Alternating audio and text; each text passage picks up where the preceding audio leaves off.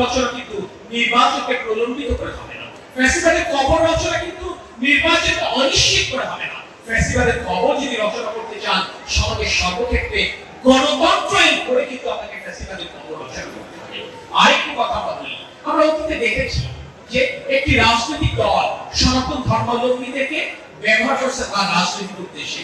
এখন আবার আমরা দেখছি আরেকটি ধর্মভিত্তিক রাজনৈতিক দল আবার আরেকটি ধর্মাবলম্বীদেরকে তার রাজনৈতিক উদ্দেশ্যে ব্যবহার করতে চায়।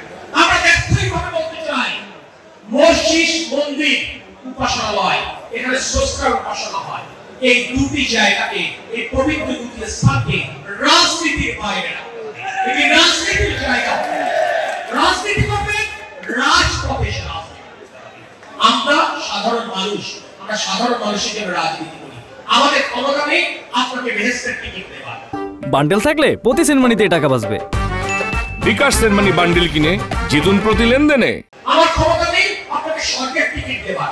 আমার ক্ষমতা নেই প্রতিকূল অবস্থায় আপনাকে বাতাস খাইয়ে শান্ত করবার।